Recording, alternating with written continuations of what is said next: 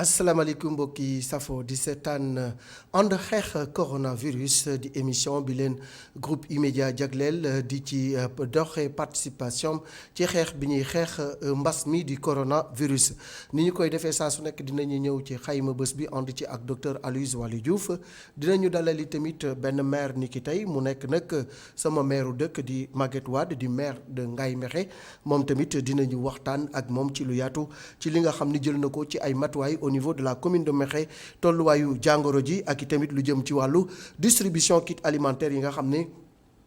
état bi baaxee na ko askan bi loolu yëpp dinañ ci waxtaan ak moom ni ngeen ko xamee rek ni ki tey encore amaat na ñetti nit ñu ñàkk seen bakkan ci mbas mi di coronavirus lim bi mi ngi toll ci juróom-ñett fukk ak juróom-ñeenti doomu aadama bi mbas mi dooree le 2 mars ak léegi dugg ci suñum réew bésub tey bi aussi am nañu juróom-benn fukk ak ñeenti cas am nañu fukki cas communautaire ak ñett mu mel ni que daal mbas mi ba léegi mi ngi fii mi ngi wéy rawatina ci diwaanu Dakar nga xam ni romb nañu lu ëpp junni nit yu am jàngoro bi di coronavirus kon nag dañuy ànd ak docteur Aloyse Waly Diouf mu dellu si ak ñun ci xayma bésu tey bi balaa ñuy dem seeti monsieur le maire de Ngaye Mékhé.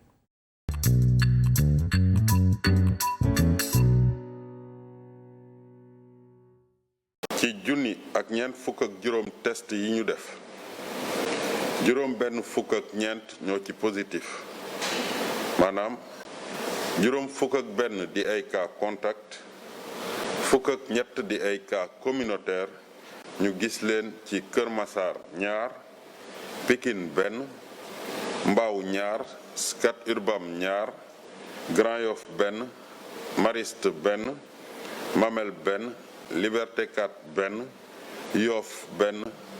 Touba benn juróom-ñeent fukk ak ñett si ñu hospitalisé woon wër nañu bésu tey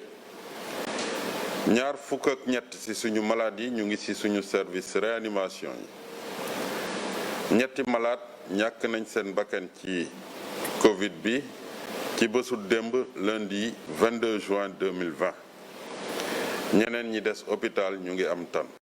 jërëjëf docteur Aloyse Waly Diouf ci xayma bésu tey bi kon nag ñu gën a rek vigilant gën a jël suñu ay matuwaay ndax jàngoro ji mi ngi fi kenn xamagul kañ la fiy jóge rax ci dolli yi tamit mi ngi law rawatina li ñu tuddee cas communautaire bu ñu xoolee yi tamit daanaka lu mat une semaine mi ngi nii du ñu toog benn bés bu ñu amul ñaar ba ñetti décès am na ci sax bés bu nga xam ne am nañu juróom benn nit ñu ci ñàkk seen bakkan ba léegi booy dox ci dëkk bi tamit dafa mel ni nit ñi dañu commencé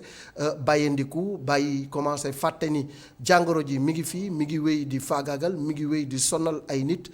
kon nañu gën a jël suñu ay matuwaay ci wàllu geste barrière yi ak rawatina port de masque bi ci wàllu communication bi aussi il faut que état bi xoolaat wa ministère de la santé nu ñuy joyante wala ban étape la ñuy passé pour communication bi pour nit ñi gën a bàyyi xel ci jàngoro ji ndax boo demee ci dëkk bi nit ñaa ngi dajaloo moo xam plage la moo xam ngénte wala dëj wala lu mu mënti doon ñi ngi commencé di delluwaat ci habitude yi nga xam ne tey jii moom la jàngoro ji di bañ wala moom la bëgg pour gën a law kon nag nañu gën a farluwaat xam ni la ñu doon tere démb tey la wàllu gën a aay ñu gën a jël suñu ay matuwaay ci wàllu communication bi pourquoi pas état bi gën a yokk communication bi ba egg ci wone parce que taxaw rek ni ñii ñoo feebar ñii ñoo ci gaañu lii mooy cas communautaire lii mooy cas contact suivi lii mooy cas importé c'est bien mais je pense que tey askan bi toll nañu fu nga xam ne il faut que ñu won leen la xew hôpital man loolu laa gis ni tey ñi ngi wax ni nit ñaa ngi feebar nit ñaa ngi Sowétas mais bu ñu wonee ñi nekk Sowétas ak seeni masque ak ni ñuy noyyee wane docteur yi ca kër docteur ak accoutrement yi ñuy sol di faj maladie ñu xool maladie coono yi ñu nekkee je pense que loolu dina xaw a heurter tuuti sensibilité nit ñi ba ñu delluwaat ci geste barrière parce que boo xoolee en Europe on a vu des hôpitaux ñu gis nit ñi faje maladie ñu dégg nit ñi nga xam ne dañu nekk Sowétas façon noyyi bi ñuy noyyi ni mu méttee loolu dem na ba conscientiser lu bari ci askan bi ba tiital leen ba ñu gën a moytu mais jamono ji bàyyiliku bi ñu gis li koy faj mooy non seulement wax ñu cas yi am na mais wane cas yi tamit pour wan nit ñi li ñuy wax ni du ay caaxaan am na ci solo parce que am na ñu dem bay dute naan est-ce que chiffres yi ñu joxe am na est-ce que jàngoro ji am na te loolu je pense que li koy dindi tey mooy weddi gis bokk ci la preuve par l'image il faut ñu passer à la vitesse supérieure beneen bi ci des aussi l'approche communautaire il faut ñu gën ko def une grande offensive mu nekk deuxième phase pour gën a sensibiliser waat nit ñi xamal leen ni jàngoro ji mi ngi fi école yi ñu ngi tijji ginnaaw suba li nga xam ne mooy protocole sanitaire yi nañ ci veiller ba ñu respecter ko ba élèves yi mën a jàngi ci jàmm. loolu rek contribution la bu ndaw ak xalaat bu ndaw bu nga xam ni moom laa ci amoon ñu ci àdduna bi lu ëpp 4 millions ngi doomu aadama ñoom ñoo am doomu jàngoro bi boo xoolee 474 000 décès ñoom ñoo ëpp na ko parce que ñu ngi ci 474 730 personnes yu ñàkk seen bakkan kon nañu gën a farlu gën a góorgóorlu parce que fagaru moo gën faju ni ma leen ko waxee woon tey maire bi ñuy dajeel mooy sama maireu dëkk nag sama maire man muy Maguette Wade di suma grand frère di le premier magistrat de la commune de Ngaye Mékhé moom la ñuy dem seeti ji waxtaan ak moom ci commune u Mékhé matuwaay yi nga xam ni jël na ko moom ak conseil communal bi ak ñëpp ñi nga xam ni rek ñoom ñoo fa taxaw mu samp kuréel gu nga xam ne dafa taxaw pour xeex coronavirus bi booba ak léegi yan action la ci def dañu koy bàyyi mu nuyoo présenter ñu d'abord la commune de Ngaye Mékhé monsieur le maire maa ngi lay nuyu di la dalal jàmm ci ITV di am mbégte lool jàkkaarloo ak suma grand frère.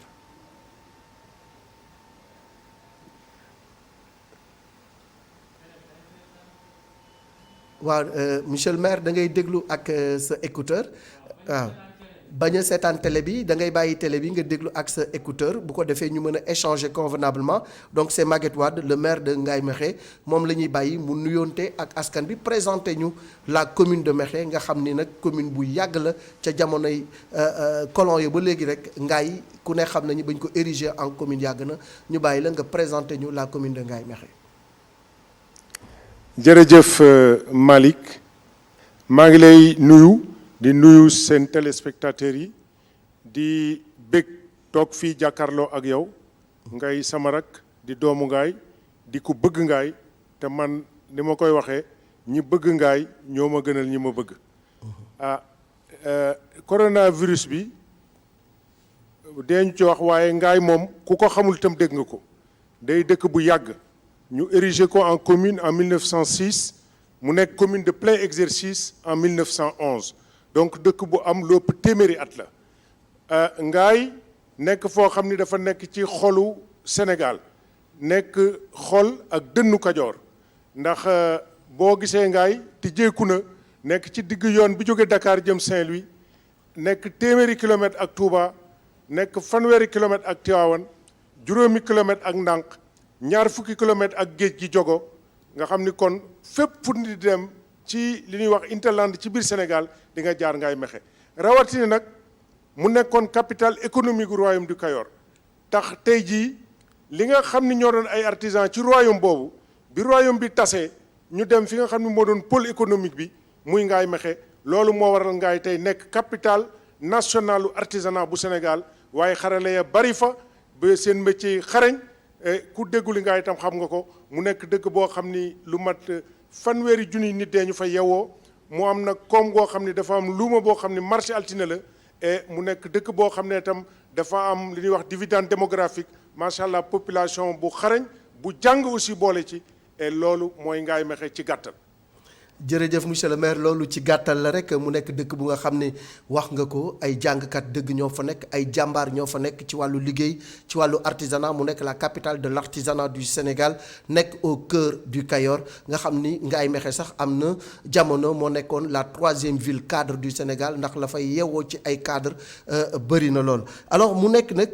commune bu nga xam ne mbas mi moyu ko mbasu ko waaye nag ba mu fa ba nga xamee ni président de la République déclaré na état d'urgence daal di wax ni nous sommes en guerre ak léegi yéen toogu leen jël ngeen ay matuwaay repousser échéance bi le plus longtemps possible booba ak léegi yan action ngeen mené pour xeex lii di coronavirus bi ci commune Ngaye Mékhé. jërëjëf ñoo ngi sant président de la République ci taxawaay bu mat bi mu taxaw bi virus bi déclaré woo jóge Chine uti Europe jëm ci Afrique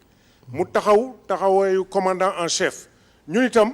comme nous sommes les moteurs du combat parce que ñooy communes yi ñooy collectivités territoriales yi ñu jóg am gëdd boo xam ni day nekk gëddu capitaine bu mat sëkk ànd ak commandant booba ñu commencé nag sensibiliser d'abord population yi wax leen ni kët ci guerre lañ nekk guerre nag amul nappal fagaru la mais fagaru aussi jël say jumtukaay pour gën a mën a song bi ñu ci jógee ñu ni kon léegi li ñuy def comme xale yi dañoo bari parce que ngaa itam am na lu war a mat fanweeri daara ak ñett te comme dëkku koom la taalibe yi wër ngaa yëpp dañuy ñëw foofu di yalwaan si ñu ni kon première action comme ni ko gouvernement waxee ñu ànd ak ñoom mooy ñu arrêté taalibe yi teg leen ci daara yi jox leen fa ay dund nettoyer daara yi jox leen luñ lekk ñu toog bañ a génn bañ a yalwaani bi ñu ci jógee ñu jàppale borom daara yi itam ñu mën a toog ak seen i taalibe ñuy nag pour ñu mën a moytu mbas mi gën koo mën a xeex ñi nga xam ni ñoo ko war a xeex muy waa Kër Docteur war na leen jox ay jumtukaay taxawu leen ba nga xam ni seen xel dina dal ci ni nu nekkee seen xel dina dal ci jumtukaay yi ñu leen jox booba sax fekk na thermoflash yi xaw a manqué ci réew mi mais ñu jox leen ay thermoflash yoo xam ne ñun ñoo ko jënd jox leen ay détergent désinfecté hôpital bi jox leen ay gants jox leen carburant jox leen ay produits yoo xam ni seen xel dina mën a dal ak masques yi ñu commencé liggéey bi ñu jógee ci ñoom ñu dem ci waay laago yi mooy handicapé yi ñu jox leen ay jumtukaay ay lave-mains ñoom itam ñu mën a toog parce que bi ñu paree ñu xool ñi nga xam ñoo gën a néew doole ci dëkk bi ñu jël lu mën a fukki tonni ceeb jox leen ko pour ñu mën a bañ a tee génn ñu commencé nag arrêté luuma bi ba nga xam ne altine ngaay amatul ñuy tëj marché bi 2 heures et c'est l'occasion ma rendre hommage commandant gendarmerie bi dama koy wax ni ko su fekkoon guerre bi jeex na dañ lay nommer un peu un soldat un martyr du combat parce que liggéey na ko sous le préfet également ñoom ñëpp ñu am taxawaay bu mat sëkk kon ñu joxe ci dëkk bi nag ay masques yu doy sëkk yu mat fukki junni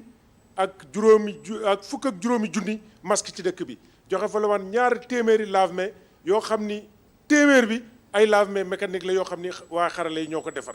et loolu bi ñu ci jógee ñu désinfecté écoles yi parce que bi ñuy préparer ouverture bi ñu désinfecté écoles yi xooluñu nag école bi nga xam ni pouvoir transféré la ak du pouvoir transféré parce que population bi suñu population la ñu fomp école yépp jënd ay masques jox leen ay lave-mains ñu am taxawaay ak imam yi donc ba nga xam ni kenn manqué wul mu des transporteurs yi ñu jox leen ay lave-mains mécanique jox leen ay détergents ànd ak ñoom également ñu xool seen manifeste yi pour ñu mën a am liggéey boo xam ni méngoo na ak ni ko waa Kër Docteur waxee ak ni ko gouvernement bëgge couvre-feu yi ñoom ci taxawaay ñëpp gis ngeen ko bi ko reportage yi ko wane yëpp mooy ngaay ci dëkk yi gënoon a am discipline la ci respecter couvre-feu yi kon amoon nañ taxawaay bu mat sëkk ñaari fan yu nekk ma génne audio ci Facebook parce que xale yi noonu a quand même 60% de la population sénégalaise yoo am moins de 20 ans ñooñu ci réseaux sociaux yi la nekk donc réseaux sociaux yi aussi ñuy def ay vidéo di wax ak ñoom pour gën leen a sensibiliser waaye nag nonobstant tout cela am na lu des parce que communication centrale bi dafa nekk communication bu verticale c'est-à-dire li ñuy wax top down jóge ci kaw wàcc ci suuf et pour xeex crise xeex coronavirus bi dafa war a nekk une communication horizontale boo xam ni day basé wu ci sensibilisation mu am interaction entre les populations impactées ñu isoler leen et bu doon ci tubaab la ñuy wax damay wax ni bu ñu jëloon ay stratégie yu mel ni ZOP bi nga xam ne Allemagne yi ñoo ko génne woon ministère yi finance da koy utiliser guerre u Vietnam moom la ñu utiliser moom la ñuy wax zero in on people and process mooy boo dee xeex ak dara da ngay dagg yoon wi donc il faut couper la retraite attaquer virus bi mooy nga isoler nit ñi confinement bi quarantaine bi mooy nga attaquer virus bi ak Kër Docteur loolu stratégie bi xaw naa yolam tuuti doxewul ni nga xam noonu la war a doxe ba mën a embrasser communauté yi téye leen ñun tam ñu am ci rôle bi ñu war a jouer ba mu complet bi président defee assouplissement aussi ñun dañu ànd ak gouvernement bi parce que ñun nous sommes les engins donc du pouvoir central bi gouvernement bi waxee assouplissement ñu d'accord ci parce que économie ak nit dañoo ànd boo protéger capital humain bi te économie bi doxul nit su fekkee da nga taxaw di ko xool mu nekk ci bën nga yor fital mitraille taxaw ci biti bu yàggee yàgg lekkul naanul amul lu mu def day daal di génn bu génnee parce que amatul lu mu def dee doo nga fi des donc il fallait ñu relâcher un peu structure économique yi relâcher un peu gouvernance bi waaye nag ni nu ko relâcher dafa xaw a ëpp tuuti ba tuuru ba léegi nag nit ñi ñoo ngi duute feebar baa ngi dugg ci biir réew mi ñun on est un peu désemparé véritablement.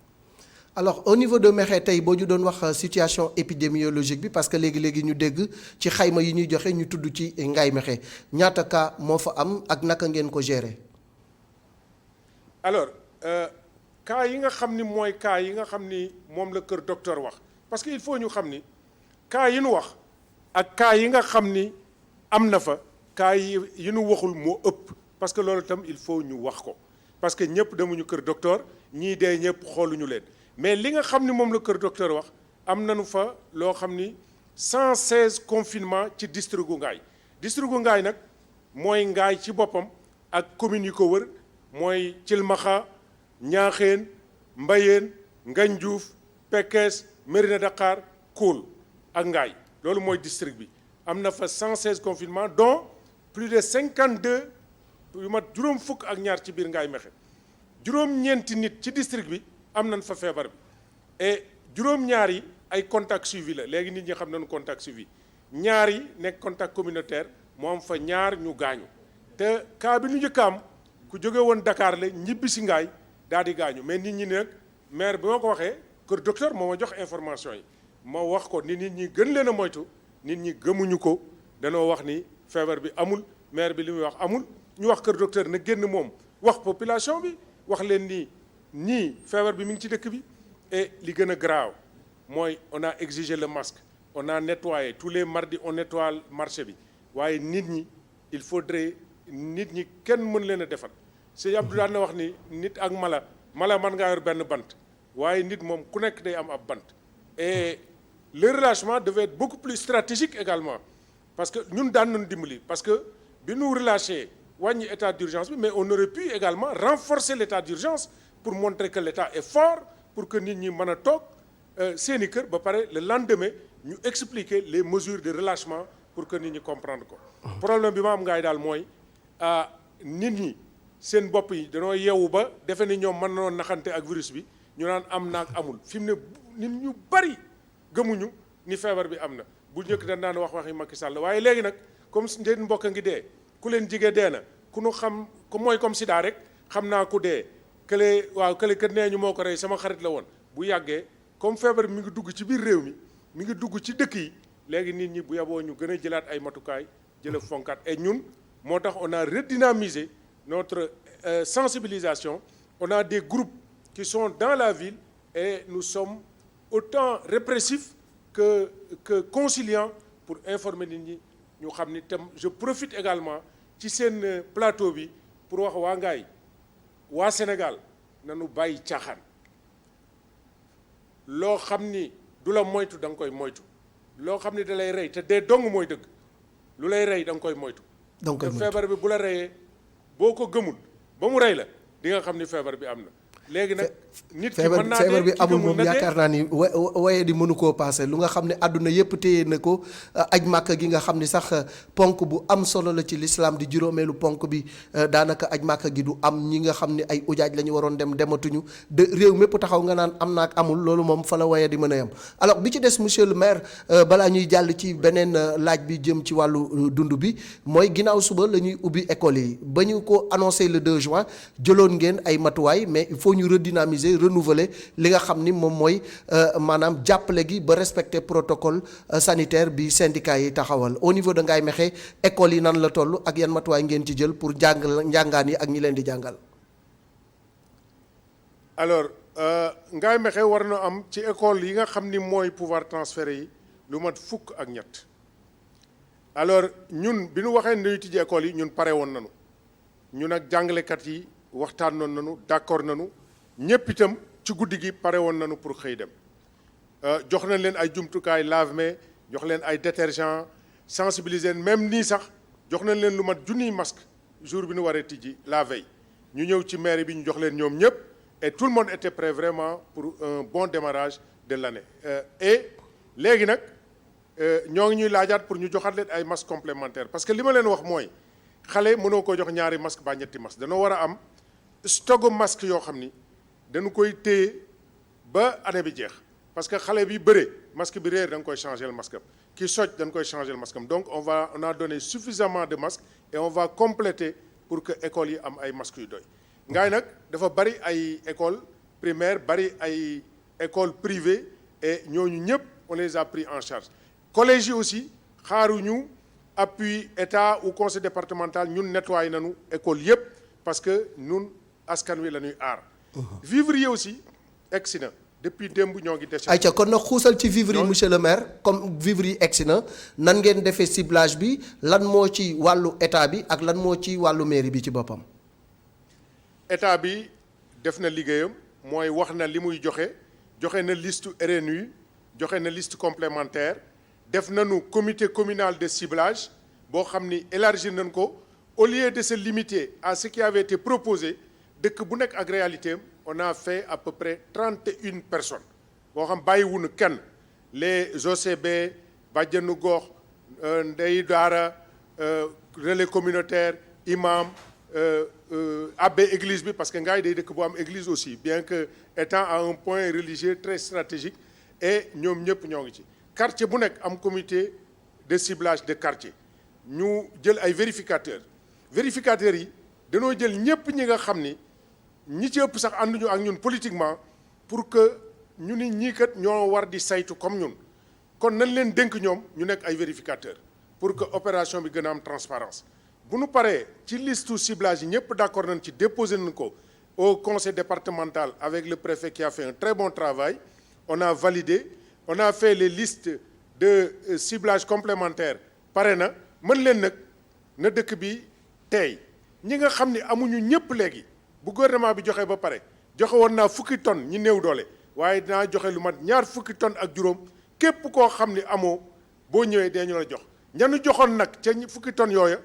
gouvernement bi joxu leen ñu jox ñi ñu jox il faut nag ci li ci des ñu jox ñi nga xam ne mosuñoo am dara loolu tam maa ngi profité ci seen plateau bi nit ñi xam ni noonu lañ koy doxale séddale nag daanu dajul suuf gouvernement bi li mu def rëy na lool bari na lool waaye du doy mukk ñun tam li nu bëgg a def rëy na lool waaye du doy mukk waaye musu fa am kenn musu koo gis defuñu ko nag ngir politique parce que 10 tonnes yooyu ñi nu ko jox duñu ay politiciens duñu ay nit ñu ànd ak ñun amuñu ko ànd ak ñun ak cu ànd ak ñun boo nekkee maire ñaay maireu ñëpp sa objectif mooy développer ab dëkk pas développer say partisans et loolu doxal nañ ko ñu jël nag ñi nga xam ne ànduñoo ak ñun bokkuñoo ak ñun camp politique ni leen yéen nekk leen ay vérificateurs. loolu leer na monsieur le maire alors monsieur le maire ñu ñëwaat aussi ci li nga wax sànq muy Ngaye mooy capitalu artisanat bi ku ne xam nañu bi ñu tëjee dëkk bi dem amatul dikk amatul artisan Ngaye amatuñu woon ku ñu jaay ba tax na dàll yeeg sër yeeg la ñuy liggéey yëpp ci wàllu artisanat bi lamboon na ci seen i loxo parce que waa Ngaye du ñu jaay waa Ngaye ay dàll ñiy dem ak ñëw la ñuy jaay wala boog ñuy génn dëkk bi ak réew mi di jaay ñooñu yi tamit impact bi naka ngeen ko mesurer ci wàllu artisanat bi au niveau de Mékhé. bon jërëjëf Malick wax nga question bu poser une question bu am maanaa mais question bi dafa am ñaari tontu mooy situation bu metti bi ak situation bi li mu jur lu mën a neex. metti bi mooy am nanu 250 ateliers cordonnerie par exemple yu nekk Ngaye bokkut ak sër yi bokkut ak ñiy defal outil machines yi bokkut ak ñiy defar ànd yi bokkut ak ñiy defar pañe yi et 250 ateliers yooyu simple ñoom atelier bu nekk di nga jaay 10 paires par jour muy 2500 paires de chaussures par jour et ñooñu seen revenu annuel ça fait 9 milliards 700 millions de francs CFA pour les cordonniers simples et 4 mois yëpp jaayuñu dara parce que liggéeyuñ d'abord parce que confinement bi permettre ñu disposition yi ni am ci atelier yi ñu de am ko ñu tere leen ko ñu d'accord ci parce que artisans yi mën naa wax man ci seen tur waaye ñoom it mën na wax sama tur ñoo ngi may dégg et amatuñu woon dara man leen nag wér ba mën a liggéey ëllëg moo gën di liggéey ba dee te dootoo atelier bi tëj ñu d'accord ci léegi ñi ci xawoon a am ay clients yu jóge Gabon ak i Cameroun ak i Congo Côte d'Ivoire am na ñoo xam ni dañ leen di wax ni dañuy yónnee par la poste donc colis postaux bu ngeen xoolee war na am dynamisme ci période boobu parce que am na ñoo xam ni exploité nañ ko les ventes en ligne aussi ñi doon jënd en ligne ñoom exploité nañ ko ci poste bi waaye nag ci 1000 milliards yi nga xam dañ koo prévoir force Covid war nañ ci xalaat artisans yi waaye artisans yi ni ñu koy waxee du wude yi rek mais wude yi nag ñooy fondement bi nga xam ni mooy artisanat ngaay ñu jàppale leen ci ba nga xam ni opportunité bi am nii war nañ cee gis nañ ni ñi daan dem Chine dematunu ñi daan dem Dakar di jëndi dematunu mais pourtant li nga xam ni dañ koy wuti mën nañ ko defar ngaay ay rivet mën nañ ko defar ngaay ay boucle mën nañ ko defar ngaay ay pont mën nañ ko defar ngaay ay der yi am nañu tannerie boo xam ne ñoo ngi ciy liggéey tannerie écologique boo xam ne ñoo ngi ciy liggéey gouvernement bi moo ñu ci jàppale PACASEN jàppale ñu ci DER nee na dina ci jàpp bu nu paree am nañu projet tannerie au chrome dans une zone économique spéciale boo xam ne dina jar 5 milliards de dollars 5 milliards de dollars waaw ça fait 3 milliards et quelques de francs CFA donc loolu il faudrait opportunité yooyu ñu xam ni aajeetul ñuy dem ba Chine baa ñuy dem ba Inde baa ñuy dem ba Brésil di jëndiwaat ay boucle il faut que état bi procéder au développement des petites et moyennes industries parce que aujourd'hui 1000 milliards yi force Covid boobu bu ñu joxoon département bu nekk 500 millions de francs CFA département bu nekk mën nga développer benn industrie et suñu ko defee ci département yëpp industrie yi bëgg a dee qui sont des industries pilotes maa ngi jaar léegi LSN maa ngi jaar léegi Sismar mais industrie yooyu on n'est plus à l'époque où on nationalise où on réquisitionne mais on doit faire marcher ces industries et cet argent devrait permettre d'apporter une réponse juste et adéquate aux besoins de l'État, aux besoins de nos États. La pharmacie, la pharmacopée, aujourd'hui l'artémisia dont on parle, le NEM, etc. Il faudrait que cet argent, au lieu de servir à régler des problèmes conjoncturels qui souvent à des personnes ou à des communautés, ou pour régler des problèmes qui ne sont pas dans la durée, puisse être investi en partie à des projets structurants, à des investissements productifs yoo xam ni day résister à la durée pour nous permettre d'asseoir un développement durable dans ce pays-là. loolu moom boo déggee muy wax nga xam ne li muy wax xam na ko lool ndax moom ci wàllu koppar ak ci wàllu koom-koom daf ci am lijaasa liggéey ci lu bëri au niveau international donc li muy wax lu mu maîtriser la monsieur le maire Maguette Wade alors monsieur le maire balaa ñuy tëj rek jotaay bi dañ lay bàyyi nga lancé waat appel ci sensibilisation bi xam naa ni Ngaye FM aussi ñi ngi ci saa su nekk ak Daouda mon frère Daouda Thiandoum yéen a ngi liggéey bu am solo en tout cas au niveau communal ban appel ngay lancé parce que bu waat nañu dem beeg dikk bi nit ñaa ngi waaj a ñëw tabaski si ñi nooraani woon ñi ngi ñëw pour bay si jot na aussi ñu gën a jëlaat ay matuwaay gën a fagaru ba jàngoro ji bu mu law ci biir Ngaye Mékhé ak li ko wër. xam nga appel bi may njëkk a lancé man nee naa leen julli jiwuma ba léegi man julli bi farata la mais am na ñoo xam ne ñoom la gën a farataal pour ñoom ñu dem ci jàkka ji ak jumaa ji man noo dem man demuma pour le moment marché bi naay génn parce que c'est un devoir. et lu ma ci arrivé itam c'est un devoir et je ne peux pas me dérober à ce devoir là li may wax waa Ngaye mooy man de tiit naa man de jàq naa man de xam naa ni bëgg ngeen ma lool waaye man li ma gën a bëgg ci yéen mooy ngeen gën a moytu pour mën a des ci dëkk bi gone yu ndaw yi xam nga dafa am benn lu xew temps yi xale yi Ngaye ñi nga xam ne amuñu 20 ans sax dañuy ñëw dañuy bind def ay groupe naan ma maire léegi ñun dañuy jël relais bi parce que sa politique bi ni nga defar dëkk bi dañ ko bëgg a continuer ñun mais ñooñu pour ma sàmm leen fokk ñu mucc donc xale yi fagaru leen mag ñi jigéen ñi Ngaye ñoo gën a takku ak xale yi donc fagaru leen mag ñi moytu leen et feebar bi danger la boo xam ni day rey man de Maguette Wade jàq naa tiit naa te maa ngi moytu ku ñëw sama kër musta tëju ba minuit amul benn ngaay bu la ni damay jël rendez-vous sama kër waaye gis ngeen ni ba feebar bi ñëwee ba léegi boo ñëwee man la looyut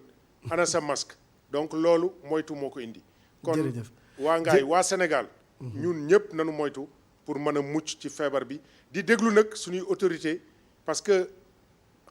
fànn bu nekk dafa am ku ko yor docteur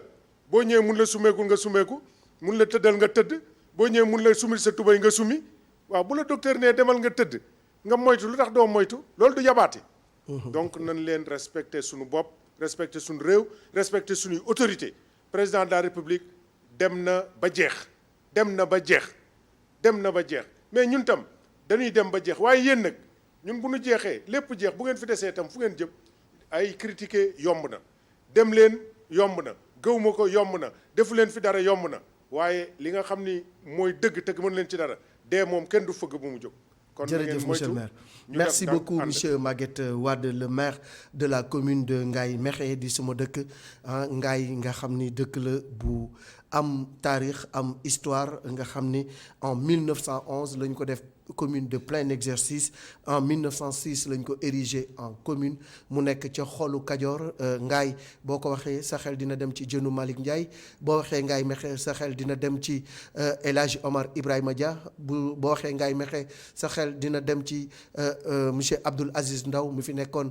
président de l'Assemblée nationale boo nee Ngaye Mékhé sa xel dina dem ci professeur Oumar Sock boo nee Ngaye Mékhé sa xel dina dem ci El Hadj Assane Fall dem ci ki nga xam ni moom moo di As Diagne ak ñëpp ñi fa jaar ba liggéey dëkk bi ba mu mel ni mu mel ñu ngi leen di sant di leen gërëm di leen jaajëfal bu baax di leen jox dig daje suba dinañu dalal le maire de Passy muy Pape Adama Gueye incha allah jaa ngeen jëf ci ànd xeex coronavirus.